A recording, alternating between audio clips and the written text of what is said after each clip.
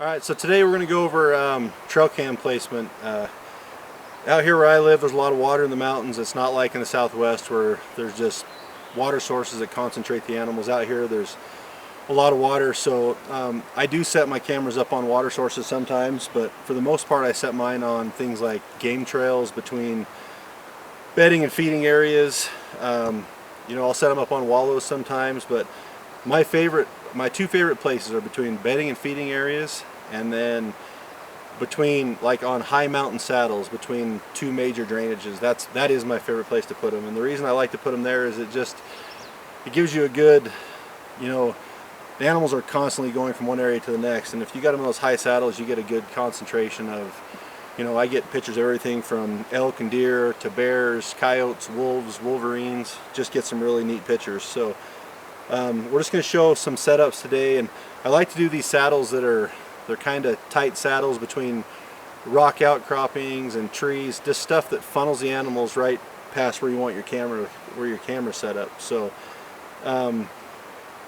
I've used a lot of different cameras over the year. I like the small ones because usually I'm packing them in, you know, a couple miles to, I've packed them in 8 to 10 miles to put them on places I wanted. So I've had really good luck with this Bushnell one, but I've had good luck with Moultrie, Cuddyback, all sorts of different cameras. So I just like to have small cameras just because I can throw several of them in my pack, and when I'm doing it I like to walk a big loop where I can put out 3 or 4 cameras because I'm already putting the time and effort in to be there, so I want to put out several cameras while I'm there and cover. So I'll kind of map out where I'm going to go and hit 3 or 4 different saddles or trails between feeding areas. But another thing that is a must almost is these bear boxes. Not because the animals are going to mess your cameras up, but elk for some reason love trail cameras. They are just obsessed with them, and you get tons of pictures up close. And if they're not in a bear box, usually they'll end up, you know, hitting them, and they'll be pointed at the ground. They'll knock them off the tree.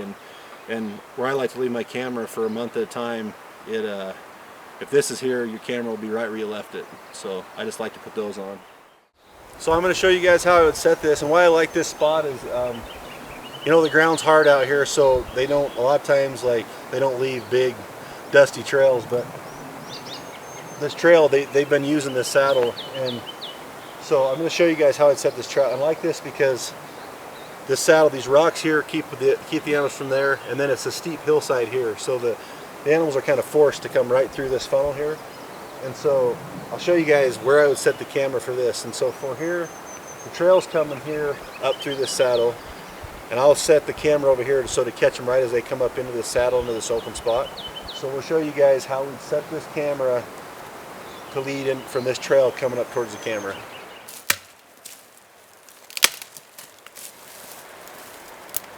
So when you're setting these cameras up, you don't want to have these branches in front of you, because just those moving, you'll get a million pictures you don't want. So I just try to get where the foliage is setting off the camera.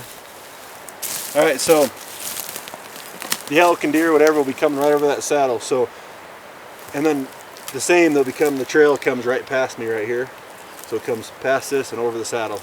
So I like to set the cameras down the trail so you can either catch them coming towards you or going away from you. If you get a side, you don't get nearly as many pictures, and if you get it from this view, if there's 3 or 4 bulls in a line or whatever, you'll get a picture of all 3 of them, where for your side view you'll get one and then you won't get the next one. So I just put my bear box up, usually only about, you know, you just want it about that level. These picture cameras will get a lot, but I usually try to get mine 18 inches to 2 feet off the ground, right where I want it, pointed right down the trail. So when you get your camera in there, your camera set up, you get them coming both ways.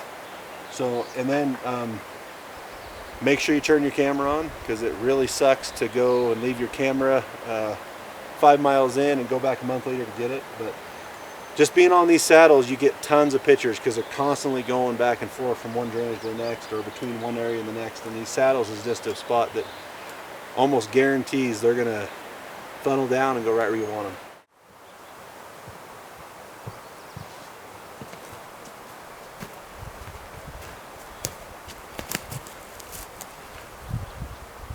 So right there we had the camera set up exactly where I would put the trail camera. As you can see, it gets them coming clear over the saddle, where I put my camera on 3-shot blast, so it's bam, bam, bam, 3 pictures right in a row, and you would get several pictures of one animal, or by the time it started taking, you get pictures of every animal behind it. So it's just a good angle to put it at to show the animal coming clear over and past the camera.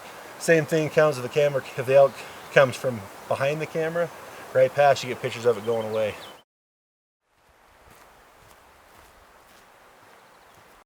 So right there, that showed if we put the camera from the side, which is a mistake I used to make, but you just get that one shot and they're past. I mean, you get 3-shot bursts, you might get the next animal, but you just don't get near as many pictures as you do looking straight down the trail. You can get them for a long ways away. So another area, probably like my second favorite place to put these cameras, is in these, like I said, in between these feeding and bedding areas, or on the edge of these feeding areas. There's a feeding area over here behind the camera. I mean, a bedding area over here behind the camera, and then a feeding area here. And if you can just get these trails in between, it's a great place to catch them too. I mean, I like the saddles better, but these lush little green pockets of grass all over, the elk will really key in on them. So if you can get them on those main trails leading in between, and just set the camera up the same way we did, get them on a tree, going right down the trail, you'll also get a lot of pictures. I just don't think they're as reliable because there's a lot of good feeding areas around. But if you get them on trails on the hillside where they're going back and forth, you'll definitely get a lot of pictures. So it's just key in on these green areas where you know they're feeding, and you'll get a lot of pictures there also. This is another perfect spot to put a camera. They're thick trees on this side, cliffs here, and they're coming down here, I think heading to feeding, but there's also water down here. So it's just, there can't be a more perfect spot to get pictures. If there's animals in the area, they have to funnel through here to get down off this ridge. This whole ridge above us is all cliffs, so they're having to come right down through here. You know, it's kind of early, a lot of the elk haven't got back up in the hills, but they're funneling right down through here to get where they need to go. It's just a perfect funnel for them. So as far as cameras go, I just look for, like I said, I look for small cameras, and I look for cameras with a good flash range. You know, they're a little bit more expensive, but you get a lot better flash range, so you get a lot of pictures of animals further at night. And you do get a lot of pictures of animals at night because they use these areas a lot. But like, I'm not focused on targeting a certain animal. I do it to get me out in the woods. It gets me out hiking in the summer. I enjoy looking at the pictures, and basically I just want to see if there's animals in the area. And by putting them on these high saddles, you get high traffic areas. And this isn't necessarily a high saddle. You know, we're doing this just kind of for the video. It is a good spot. You get pictures, but I like the high saddles, 9,000 feet, where they're going from back and forth from area to area. They're off the beaten path, there's not many people, and you get a lot of pictures of a lot of cool animals, and it's just one of those places really worth your time to check out.